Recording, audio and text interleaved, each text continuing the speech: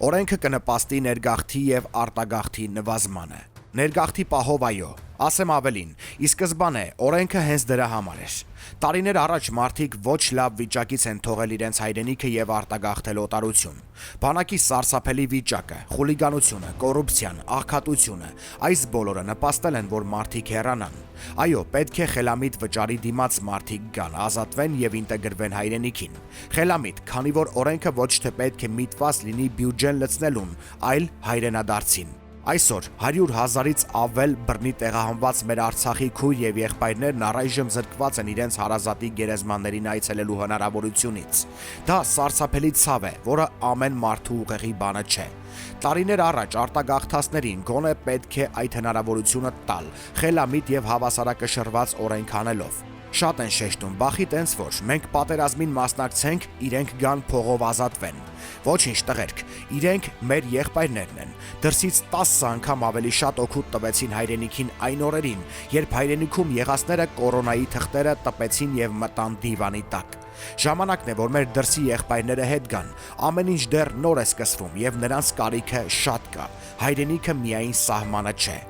Կօգնի կանխել արտագաղթը։ Այստեղ լիքը հարցեր են ծագում։ Ինչ է նշանակում։ Մարդիկ հրաժարվում են քաղաքացիությունից, թողնում հեռանում են։ Այնպիսի տպավորություն է, կարծես մեկը գիշերը վատ երազ է տեսել։ Առավոտյան գնում է, հրաժարվում եւ մեկնում արտերկիր, որտեղ օդանավակայանում միգրացիոն ծառայություններն անհամբեր կնիքը ձեռքներին սպասում են, որ Հայաստանի ինքնաթիռը իջնի եւ վազեն, սկսեն քաղաքացիություն տալ։ Եթե այդպես է, բա էլ բանակը ում է պաշտպանում եղբայր։ Էլ ինչ պետք է բանակը։ Հիմա նույնիսկ տաքսի պատվիրես չվճարես, փողը կքաշի կտանի, ուր մնաց պետությունը պահի ուսում տա, մեծացնի, հետո մարդը այդքան հեշտ հրաժարվի։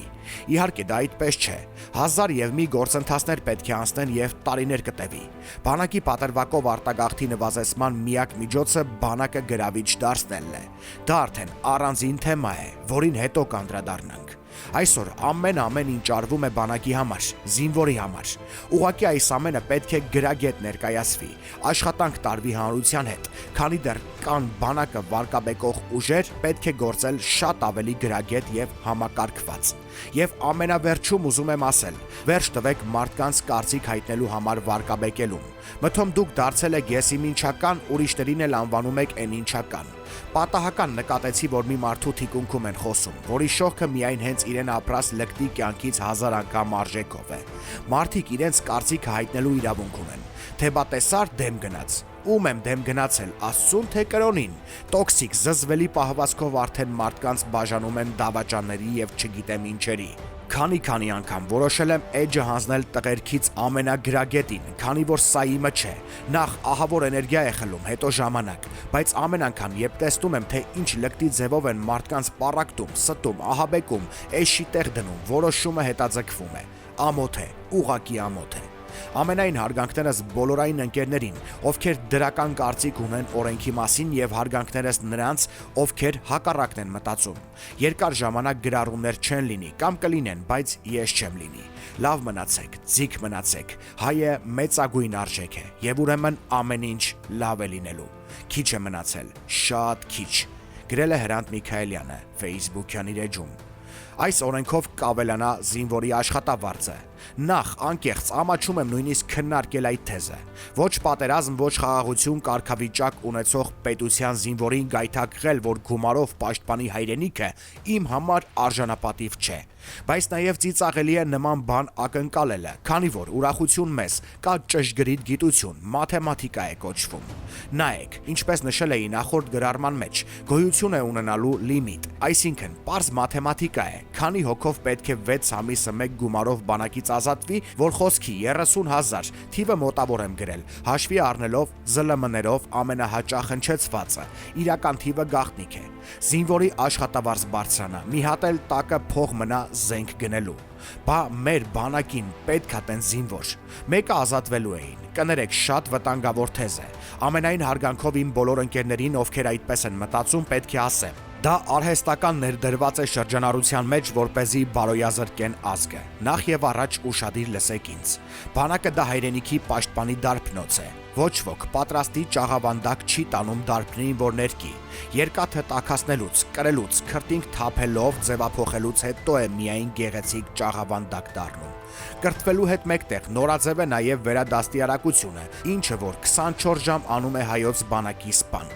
Ով ինձ ասի մեկ օրինակ, որ հարուստի տղան եղել է ժամկետային զինծառայող եւ պատերազմի դիրքը թողել փախել է, անկեղծ ներողություն կխնդրեմ եւ 10 անգամ ավելի հակառակ օրինակ կասեմ, երբ հնարավորություն են ունեցել թիկունքում լռվելու, բայց եկել են առաջնագից եւ մինչեւ վերջ կռվել են։ Վերջապես ունենք ազգային ժողովի падգամավորի անմահացած որդի, խոնարհումս տղայի Շիրիմին։ Ունենք Հայաստանի Հանրապետության վարչապետի որդի, ով առաջնագծում է եղել եւ չգաք ինձ հյուրանոցային բամբասանքներ պատմեք։ Ես լավ գիտեմ, ով որտեղ է եղել։ Հաջորդ թեզը՝ մեկա ձևը գտնելու էին ազատվեին։ Իրականում սա թաքնված քարոզ է, որը միտված է ստորացնելու Հայաստանի Հանրապետության բոլոր ուժային կառույցները եւ հատուկ ծառայությունները։ Խնդրում եմ, մի տարածեք նման վտանգավոր նարատիվներ, նույնիսկ սրան անդրադառնալն է վտանգավոր։ Բոլոր ուժային կառույցները եւ հատուկ ծառայություններն աշխատում են 24/7 ռեժիմով եւ կատարում են իրենց առջեւ դրված խնդիրները։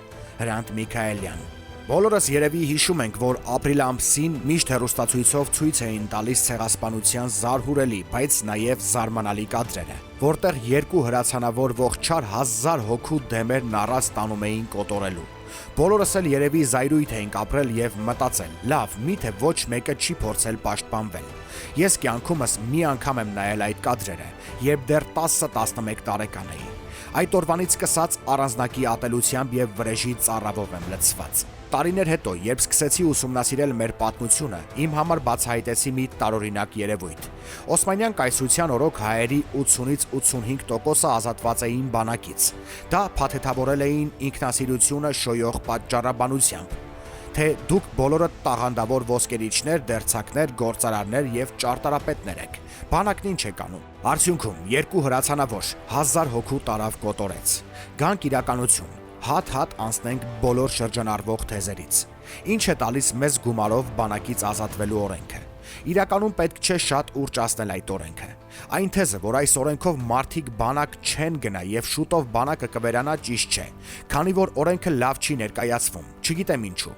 Օրենքը նախատեսում է լիմիտ, այսինքն ամեն զորահավաքի կլինի կոնկրետ քանակ այդ օրենքից օգտվողների համար։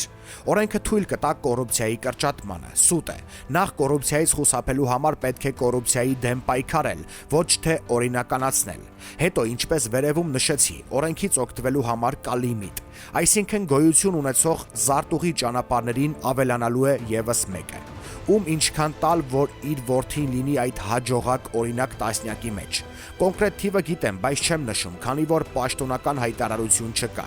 Այսինքն մի 10 հոգի նորից սրան նրան վճարելու է, օրինական ազատելու համար, իսկ մնացածն անելու են այն, ինչ արել են 30 տարի։ Փողով բանակից ազատվելու դեմն առնելու համար նախ եւ առաջ պետք է փորձենք պարապ-սարապ կոֆե դնող փոխստացողներից ստեղծել մի խումբ, որը կզբաղվի գոնե վերջին 20 տարում բանակից ազատվածների գործերով։ Օրինակ, ինչպես է ստացվում, որ հոգեկան հիվանդի թղթով ազատված տղան համալսարան է ավարտում եւ վարորդական վկայական հանում։ Հազարներով կան այդպիսիք։ Մի անգամ գոնե մեկը մտածել է այդ մասին։ Ասեմ, որ շատ հեշտ է, կես ժամում 5 մարդու տվյալ ձեռք բերեցինք։ Ցանկություն է պետք։ Այ երբ սկսվեց նման գործընթաց եւ օրը մի 5 հոգի զրկվեց բարձրագույն հաստատության վկայականից եւ վարորդական վկայականի իրավունքից, նոր կտեսնենք արդյունքը։ Ասեմ, որ շուտով նման գործընթաց կլինի։ Հրանտ Միքայելյան։